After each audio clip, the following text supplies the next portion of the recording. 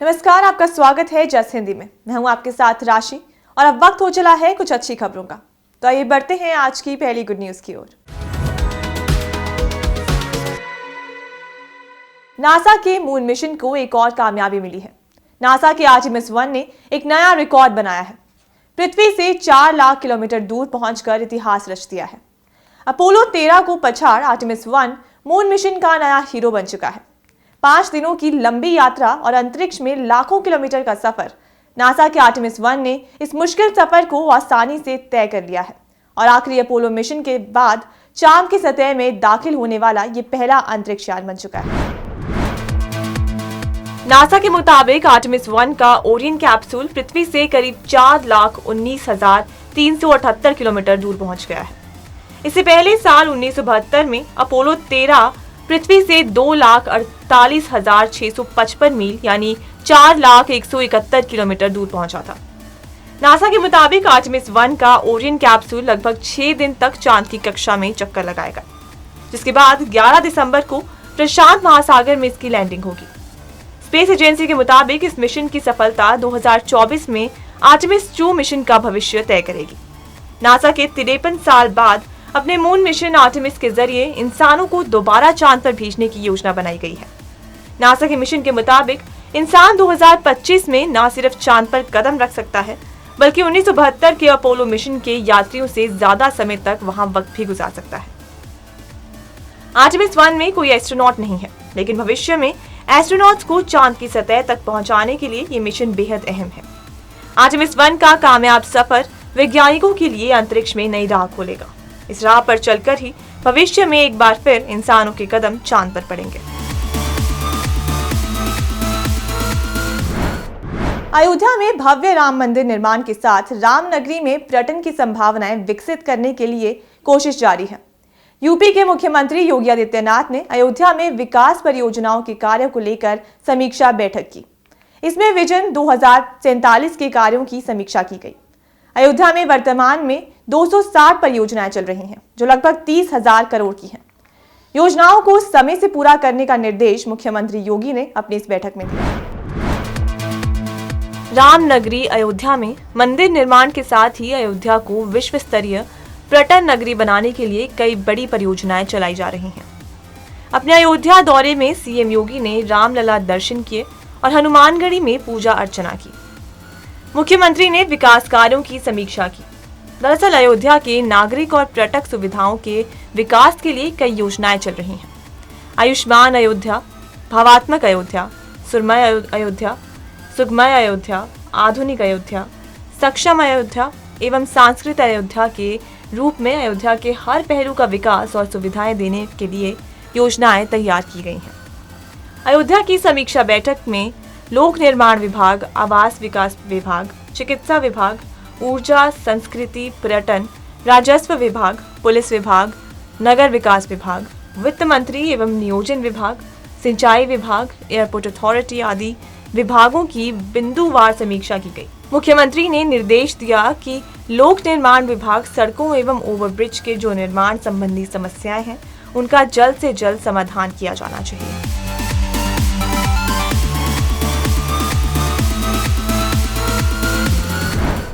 बिहार के मुख्यमंत्री नीतीश कुमार अपनी दैनिक जरूरतों के लिए पानी के टैंकरों पर निर्भर राजगीर, गया और बोध गया जैसे शहरों में जल संकट को हल करने के लिए एक विशेष परियोजना लेकर आए हैं।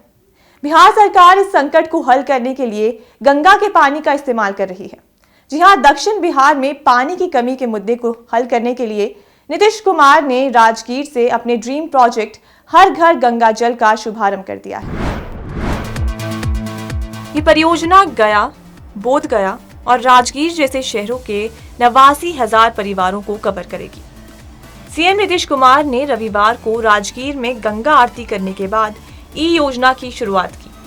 आपको बता दें कि साल 2019 में सीएम नीतीश की अध्यक्षता में गया में कैबिनेट की विशेष बैठक करके इस गंगा जल आपूर्ति परियोजना को मंजूरी दी गई थी, जिसके अंतर्गत हर घर गंगा जल योजना शुरू की गई। इस योजना के तहत दक्षिण बिहार के जल संकट वाले शहरों में गंगा नदी के बचे जल को पेयजल के रूप में इस्तेमाल किया जा रहा है। ये देश में पहली बार है जब गंगा नदी के बाढ़ के पानी को पेयजल के रूप में परिवर्तित कर 7 लाख लोगों की प्यास बुझाई जा रही है।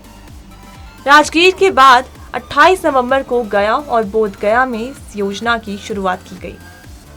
ये इस योजना का पहला चरण है। दूसरा चरण 2023 में शुरू होगा और नवादा जिले को भी कवर करेगा।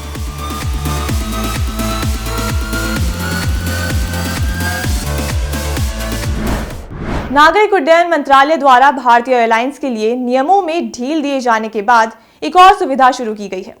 कंपनियां अब 1 साल तक के लिए वेट लीज पर बड़े आकार के विमान ले सकती है। देश को हवाई यातायात के लिए एक प्रमुख अंतर्राष्ट्रीय केंद्र बनाने के प्रयासों को आगे बढ़ाने का ये कदम उठाया गया है। अभी तक वाइड बॉडी वाले विमानों को वेट लीजिंग की अनुमति केवल 6 महीने तक के लिए दी जाती है। मंत्रालय के एक वरिष्ठ अधिकारी ने बताया कि नियमों में ढील दी गई है और वाइड बॉडी विमानों को संचालित करने की इच्छा रखने वाली एयरलाइंस को ऐसे विमानों को 1 साल तक के लिए वेट लीज पर संचालित करने की अनुमति दी जाएगी। इंडिगो ने कहा कि उसने नागरिक उड्डयन मंत्रालय से संपर्क किया है और पीटीआई की रिपोर्ट के अनुसार 6 महीने की अवधि के लिए भारतीय वाहकों को वेट डैम्प लीज विमान की अनुमति देने के लिए मंत्रालय की मंजूरी के बारे में बताया गया। एक आधिकारिक बयान में कहा गया है कि इस तरह की छूट सभी भारतीय वाहकों को उनके विशिष्ट अनुरोध पर उपलब्ध होगी। मंत्रालय अंतर्राष्ट्रीय गंतव्यों के आधार पर उसी पर विचार करेगा जिसे एयरलाइन संचालित करना चाहती है। एयरलाइन ने कहा कि हम मौजूदा शीतकालीन कार्यक्रम के दौरान वेट डैम्प लीज के आधार पर B777 एयरक्राफ्ट को शामिल करने की योजना बना रहे हैं।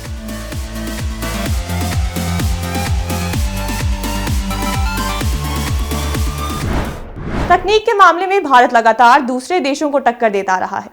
अब भारत में जल्द ही झुकी हुई ट्रेनें यानी टिल्ट ट्रेन्स चलने वाली हैं। दरअसल इस तकनीक का इस्तेमाल करके 100 वंदे भारत ट्रेनों का निर्माण किया जा रहा है। ये ट्रेन 2025 से 26 तक बनकर तैयार हो जाएंगी। रेलवे के वरिष्ठ अधिकारी ने समाचार एजेंसी को बताया कि भारत को जल्द ही इस तकनीक का उपयोग करके निर्मित की जा रही 100 वंदे भारत ट्रेनों के साथ अपनी पहली झुकी हुई ट्रेन मिलेगी, जिससे उन्हें हाई स्पीड पर टर्न लेने में आसानी होगी। उन्होंने कहा कि ये ट्रेनें 2025 से 26 तक तैयार हो जाएंगी। अधिकारी ने आगे ये भी कहा कि 2025 तक निर्मित होने वाली 400 वंदे भारत ट्रेनों में से 100 से अधिक में ये तकनीक होगी। हमारे पास देश में झुकी हुई ट्रेनें होंगी। हम इसके लिए एक टेक्नोलॉजी पार्टनर से टाई अप करेंगे।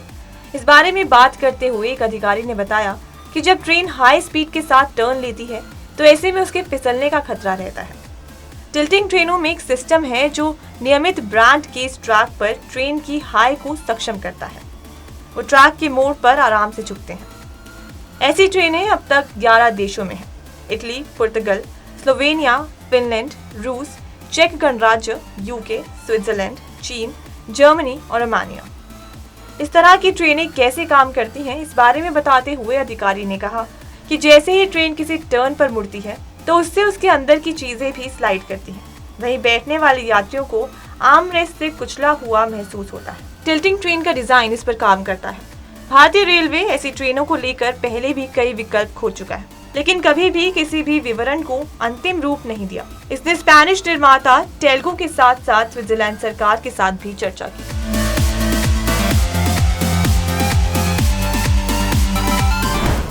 भारतीयों को खुश करने के लिए जर्मनी ने शेंगेन वीजा नियुक्ति नियमों में ढील दे दी है। मुंबई में अपने केंद्र में शॉर्ट टर्म वीजा प्रोसेसिंग को केंद्रीकृत कर रहा है। जर्मन दूतावास ने एक बयान में कहा कि जर्मन वीजा सेंटर मुंबई में शेंगेन वीजा प्रोसेसिंग के केंद्रीकरण के कारण हमें अपॉइंटमेंट बुकिंग के संबंध में छूट के बारे में सूचित करते हुए खुशी हो रही है। शॉर्ट स्टे शेंगेन वीजा 180 दिनों की अवधि के भीतर अधिकतम 90 दिनों के लिए जर्मनी और अन्य शेंगेन देशों की यात्रा करने की अनुमति देता है। ये वीजा यात्री के पासपोर्ट पर चिपकाए गए स्टिकर के रूप में जारी किया जाता है। मिशन के बयान में कहा गया है कि अपॉइंटमेंट्स बुक किए जा सकते हैं और पूरे भारत में VFS ग्लोबल द्वारा चलाए जा रहे सभी वीजा आवेदन केंद्रों में शेंगेन वीजा आवेदन जमा किए जा सकते हैं। बयान में आगे कहा गया है कि यदि आपके गृह नगर के निकटतम आवेदन केंद्र पहले से ही पूरी तरह बुक है तो कृपया अन्य प्रमुख भारतीय शहरों में से किसी एक में उपलब्ध अपॉइंटमेंट स्लॉट की जांच करने में संकोच न करें। दूतावास ने कहा कि छूट छात्र रोजगार या फैमिली रियूनियन वीजा जैसे राष्ट्रीय वीजा के लिए आवेदन पर लागू नहीं होता है। शेंगेन वीजा आवेदन पत्र इच्छित यात्रा तिथि से 3 महीने पहले जमा किया जा सकता है। जर्मन शेंगेन वीजा की कीमत वयस्कों के लिए 80 यूरो और नाबालिगों के लिए 40 यूरो है, जबकि वर्क परमिट की कीमत 75 यूरो है। 6 साल से कम उम्र के बच्चों के लिए वीजा शुल्क माफ है। इस साल की शुरुआत में जर्मन राष्ट्रीय पर्यटन कार्यालय ने जर्मनी में आने वाले भारतीय पर्यटकों में साल दर साल 214% की वृद्धि देखी। इसमें कहा गया है कि देश में भारतीयों की 9% यूरोपीय यात्राएं होती हैं, जिसमें कहा गया है कि 55% भारतीय अवकाश के लिए जर्मनी जाते हैं, जबकि 38% व्यापार के लिए यात्रा करते हैं।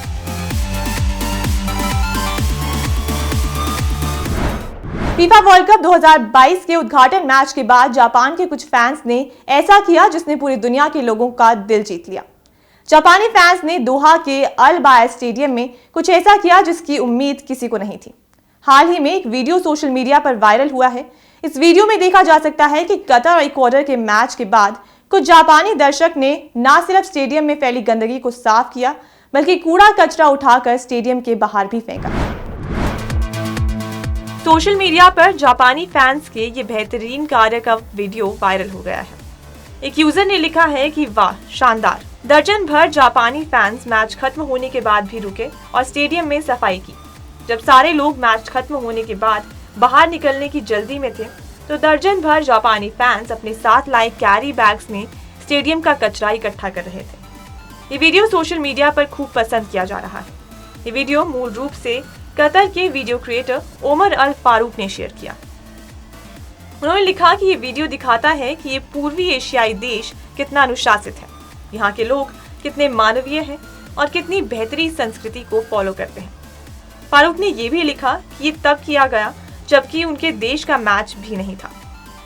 फारूक ने जब जापानियों से पूछा कि आप लोग ऐसा क्यों कर रहे हैं, तो उन्होंने जवाब दिया कि हम जापानी लोग अपने पीछे गंदगी छोड़कर नहीं जाते, हम सभी स्थानों का सम्मान करते हैं। एक फैन जो कि कतर टीम की जर्सी पहने हुआ था, उसने कहा कि हम ये सब कैमरे पर आने के लिए नहीं कर रहे। गुड न्यूज में आज के लिए सिर्फ इतना ही। फिर लौटूंगी कुछ अच्छी खबरों के साथ। तब तक के लिए मुझे दीजिए इजाजत और देखते रहिए जय हिंद।